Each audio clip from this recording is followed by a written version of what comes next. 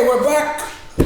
Now we're gonna move to Valley Hunters, and we're probably not going to like a whole lot of details about, the team and whatnot, but just from your perspective, being back-to-back champions, it's not an easy task, right? A lot of teams, even in any sport, it's not easy to do. Yeah, 100%. What do you pinpoint the success down to, personally? Brother, if obviously if this is going to be a Valley Hunters reflection, we got to take it back all the way to when it began. I'm not a Foundation Valley Hunters player, but I was allowed to join the club with a whole bunch of cohorts of mine from another club, Defense. Yeah. So a bunch of us came, especially the forwards, right? We came in and we're looking for a club, and because they made ours, they cancelled our. I don't know what you say. They kicked us out of the comp. Yeah. And then we ended up at the Valley Hunters, and when we joined, the biggest thing for us, I realized, is the club's got a really special culture, and they're run by parents, Pops, Max, Katal, and Mom Doris, and those two family members and all the other parents that are there, they're like our spiritual parents. They've been the guiding light for that club since they took over. So at the very background of all this activity is just these stalwarts of parents just trying to use the club as their form of ministry to preach the word of God and just to keep these young men, boys, on the straight and narrow. So we came into that culture that they've established, and watching them, there was a time when they were just cannon fodder. They were just scoreboards. You play Valley, you're gonna just how many points I can get them to bleed for this game. 13 plus or whatever that they like to call it. What is that? 13 plus or 13? Sorry. 13 plus, yeah. Okay, that. It's a betting thing. Roger that. See, I don't gamble, so. Yeah. So that was always the mindset every time they, until one day they started to gain some real footing with a whole bunch of new recruits. A couple of them, some decent guys started to join them, and I was part of that group of people as well. So fast track that, we started to win, COVID came, we had to shut down, everyone went back to doing nothing, and then everything came back online in 2024, and we still didn't have a club, so a bunch of guys joined them again. And that season we had the injection of a new coach called Frank Genia, and I know you know Frank. Shout out to my coach Frank Genia. You're the man, back-to-back champion, 100% brother. He's just, that guy's gone. His mind is, and I've trained underneath a lot of coaches in my time. Pop Sydney, also one of my most favorite coaches ever. Sydney Wesley. I've trained underneath coaches from the representative side for Paul Moresby. Also spent some time with the PNG Puk-Puks. But if hands down, easily Frank Genia, his coaching style is very different from all the coaches I've kind of been with. And he's just so well connected to the game. Frank Genia, obviously, is brothers with Will Genia. And then through Will Genia, we've got the reach to pretty much global rugby, yeah? So having that connection is very handy, I realize now, for the club. Frank, with his knowledge, his technical experience, and just his understanding of how the game has evolved, especially the evolution of the game. This is, again, personally from my perspective, I think he brought an edge to the club that we did not have, and a lot of clubs probably don't have as well. And it was that mindset that started to get Valley to where they are today. 2024, I'll never forget that first time we had our bonding.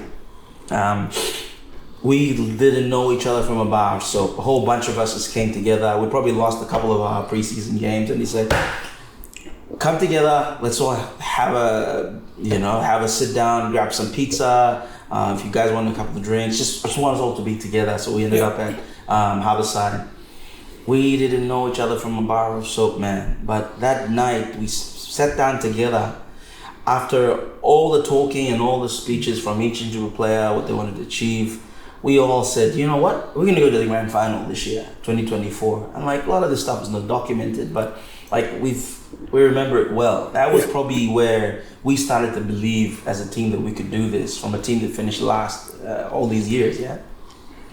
And then we got back into the training, started to understand these new plays, and like I'm on my way out of rugby, guys. Like it's 10 more years. Yeah, well, I'm an old man. Till the wheels fall off. Till the wheels fall off. That's what I would exactly. say. But rugby for me has always been the quick escape. I reset my mind from work and whatnot, and I was well and truly on my way out the door until I met Frank Genia.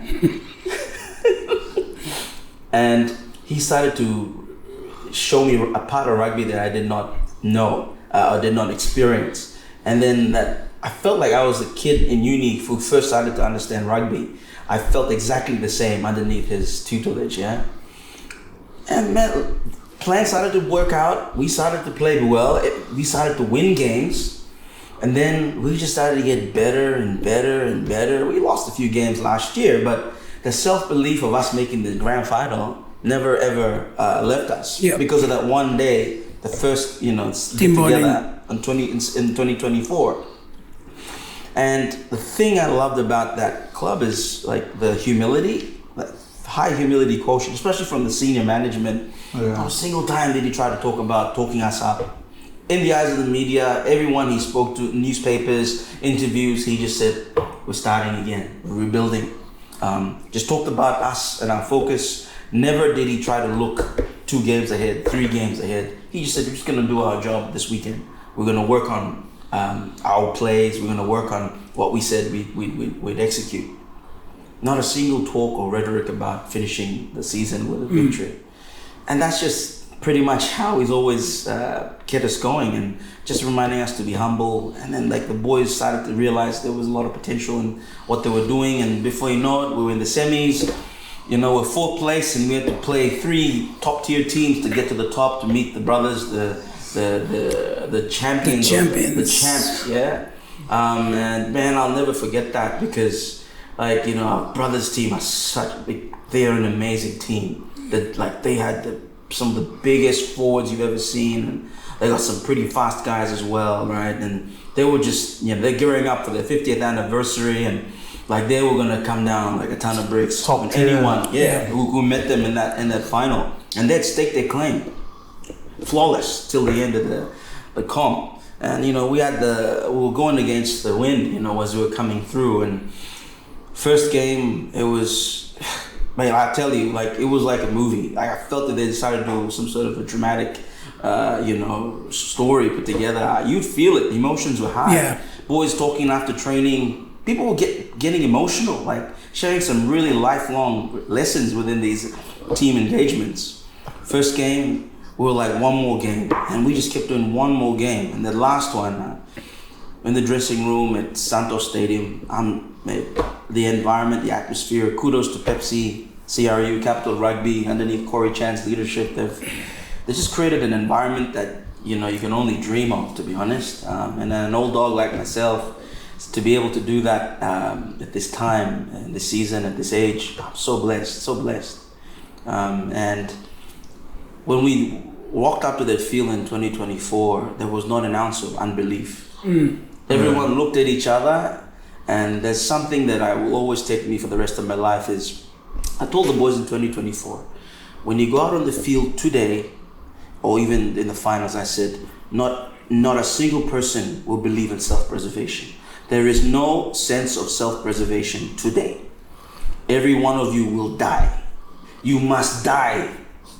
Bro, these are like some heavy speeches we're all doing. And that speech was like, everyone got into their head, we're dying today. Culminating. Bro. Leave it all on the field. Yeah, my guy, nothing was going to be All left or in the nothing. tank. All or nothing. And I'll never forget the message from Will. And Will was with us. We're blessed to have him in the trenches with us on 2024 grand final day. He did not try to come up with some elaborate speech that I would expect from a Wallaby superstar scrum half. I thought it hit us with some amazing, wisdom, One-liner, something that would completely shake up your mind and your soul. But he sat down with us with his brother beside him. He looked at all of us in the eye and said, boys, you're going to go out on the field and win. You know why? Because you love each other. You love your fellow man. Love is what's going to hold this team together. Man, he started talking and I was like, love. And I turned around and I realized I love these fools around me. Like these, I love these idiots. You know, my misfits. We got fat guys, short guys, skinny guys, guys who can't run, guys who think they can run. But man, I love them all, you know.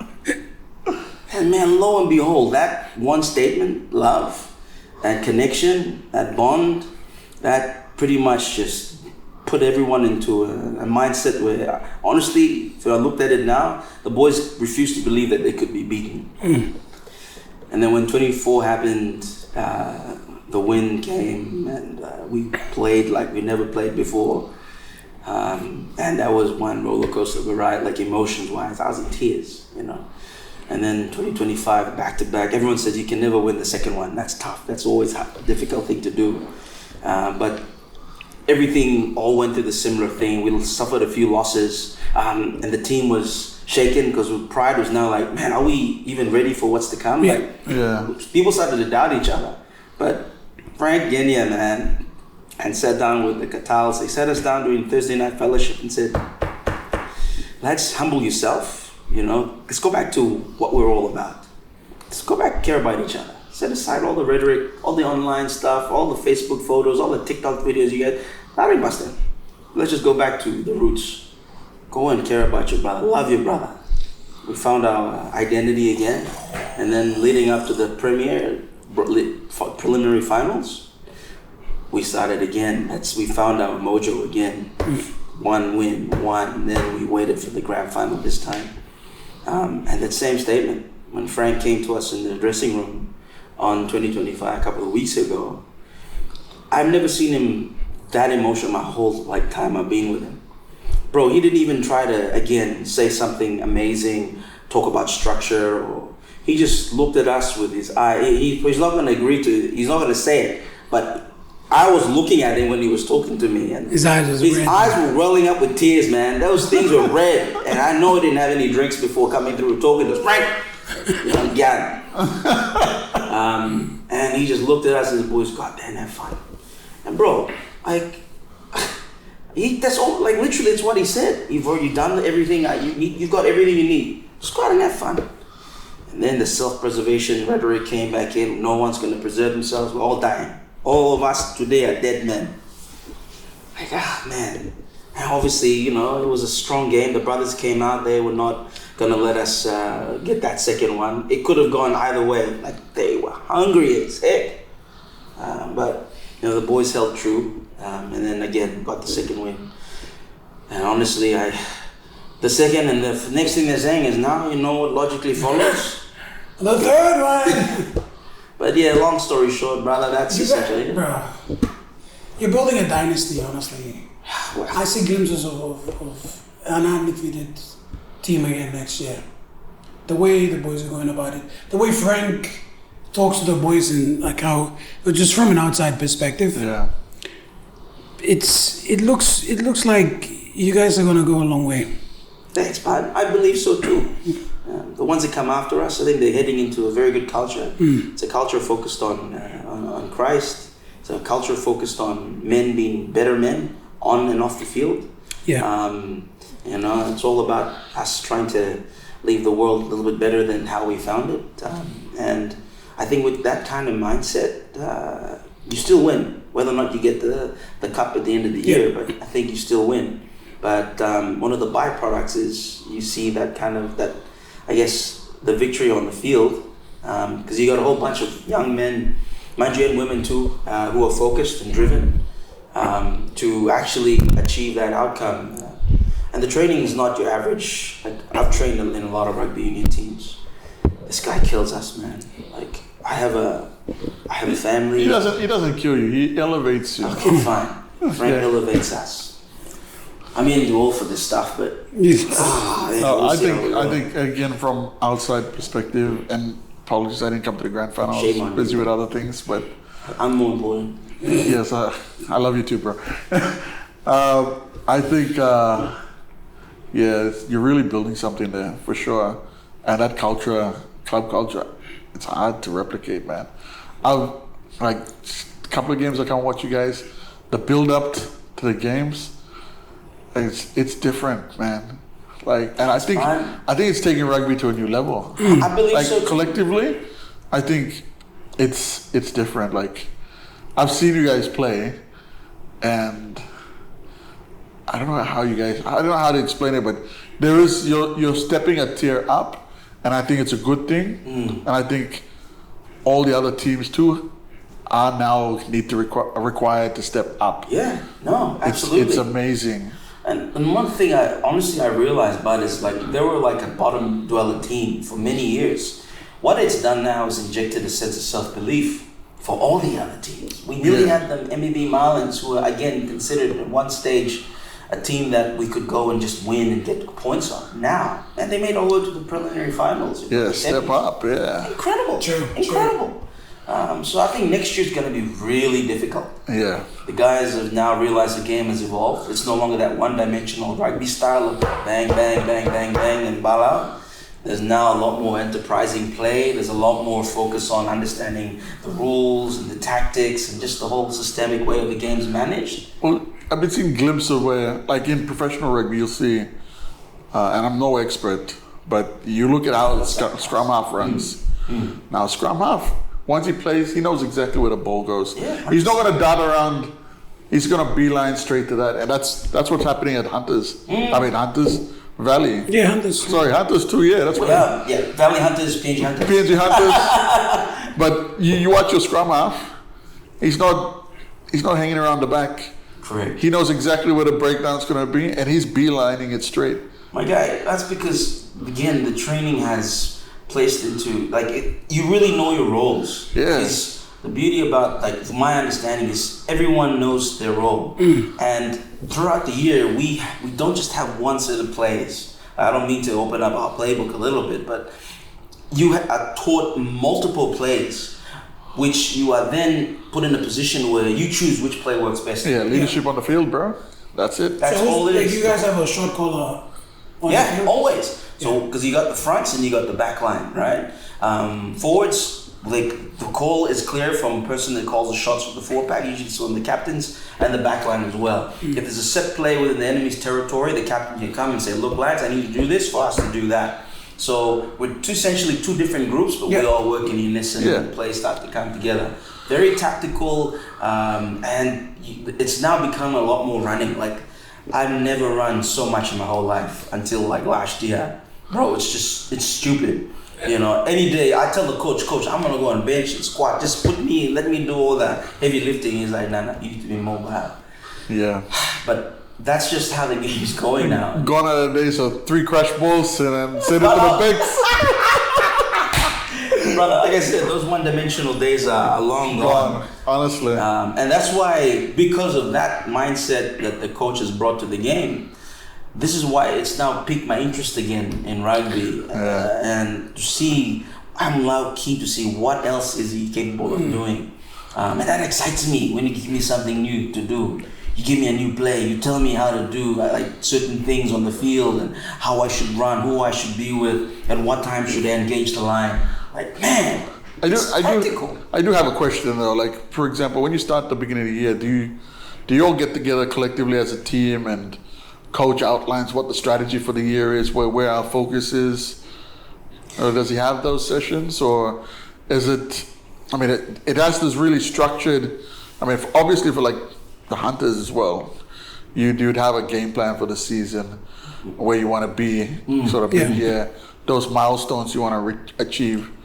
Are we looking at that at the moment with rugby union? I'm not sure about the other teams, but for us, it's not necessarily a blackboard or whiteboard session where we sit down. Everything is on field. Okay. You know, when you sit down and you start to engage, he lets us do what we need to do, but then he sits us down and he slowly starts to filter in these new plays or new ideas. What the ultimate goal is, yes, he makes sure everything and that sort is re-emphasized in training. Again, I don't mean to be opening up our playbook, but I mean, every coach does that. They set the vision from the very beginning, the tone of what it needs to be, and then they build up the momentum and start to introduce different aspects of the game as the season wears on. And it all obviously culminates to just us having a plethora of tools to choose from and then what tool to use specific to the situation on the field. Well, are we going to see more of the flying rhino? Heck yeah, you will. Heck yeah. If you don't know, we'll insert a clip of the flying. Do some of the good shots as well, my guy. I was wrong what I did. That was wrong. It was wrong, but it was funny. It was so one of the good. brain snap moments. Yeah. It was a meme for a while. It was, eh? Flying right It went now. viral for a little bit. My team would always remind me of that stupidity. Let's not. Yeah, I mean, I won't repeat that ever again. Maybe. Yeah. Long story short, that's quick synopsis summary of the Valley Hunters, and I love that club. A good club. Yeah, we'll bring Frank on and then we can touch 100%. on dive into a deeper dive of his brain because I feel like he's one of those characters that has layers to him that you gotta peel and understand, you know. Because the way he just talks to you boys and carries himself is You've like, seen it. yeah. Just seeing from like he's someone that personally I feel like I hold him to a standard where if I talk to him I'm wasting his time. Trust me, you wouldn't. It's like he's on the field, how he talks to you guys, and then like when you guys train, especially for the captain's run, and I'm there and I see how he's like working, and I'm like, okay, I don't know. He does come across like that. I do feel like that. Like I don't hi, and I'll just go away. I don't gonna waste his time. Maybe like outside, like if I bump into the shop or something, then I'll speak to him. But when he's on the field, I feel like I'm interrupting him from working his magic. He's a relatable guy. You love him like everyone else, you know. Men like that, honestly, they're hard to come by, especially within this, within the realm of rugby. We're blessed to have him at Valley Hunters. Yeah. Not gonna lie, we are blessed. And not only that, you mentioned something about having the families around you guys and the support system. That is an amazing thing too. Yeah, the Genya family have been part and parcel of everything that we've done. You know, he's brought in Will. Yeah. Through Will, they brought in Matt Ghetto, David Spate. Oh my word! Like we have, what's his name? Supporters from around the world, bro. You saw that video. Goodness, Sia Khaleesi and Dan Carter. Like what they said. This is what's going on in the background. Like they did not share it during the actual day, but they kept it before the boys took the field in the morning. Suddenly, someone's like, "Whoa, the world is that?" Quay Cooper just sent a video wishing us the best. Hold up, boys! And then they sent Dan Carter's and Sia Khaleesi and Matt Ghetto and bro. And then last of all, our leader himself, man, Will Genya. Boys were. It was like we were at the fever pitch by the time the last message came. People were like, "We're dying. We're dying today." No, it's amazing. Amazing to see the culture. Yeah. I can see the culture just growing more, and just the relationships between members is strengthening even more. You're right. I love it.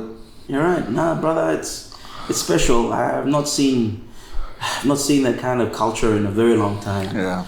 Like, the last time I saw it was when I was in Unitec Reds. The family was like fully integrated into the club. When we went, we had the coach's house. With the coach's family. They're feeding us, they're housing us, they're giving us money. Pops Kiatsin, rest his soul. His family, the Kiatsins, they set the foundation for me, what I thought club culture should look like. And then now I see it with the Kenyans as well. Seeing Lorraine helping her brother and Anne coming to help her brother as well. The parents always, and they're vocal, bro. They're on the sideline shouting, screaming. Oh yeah, bro, they're there in the whole moment. 100%. Exactly. And then you got the little kids running out with the cones and bringing water to you, and they're in the huddles and like, bro, you can't ignore that kind of stuff, man. It's amazing. That to me, that's what builds a winning culture. I can't imagine, like, as a parent seeing that. It's like, bruh, I mean, I can't wait for my daughter to grow up so she can start running on the pitch and giving water to me. I'll play long enough, just ready to do that, and I'll retire. I thought longer, bro. That's a couple of years. Couple more years. 5 years, give or take. Yeah, fine. We say 5, but this is Jordan. Nah, I'll stop. I have to. I want to stop the body. I'm pretty sure you said that last year. Yeah, you said that. You told me you're that like, it's my last year. one. No, actually, I met him, 3 years ago? And he's like, 4 years ago. He's like, oh no, this is my last year in rugby. Don't hold me to that one, boys. We'll see. You know, my wife lets me play. I'll keep playing. Anyway, this has been fun. Thanks, guys. Want to wrap it up here? Yeah? Thanks, man. Always a joy. Always Thanks, welcome bud. here anytime. Any last words? Gosh, nothing much. Celebrate safe, huh? Yeah, happy independence. Celebrate Stay safe. safe. Stay safe. Stay safe.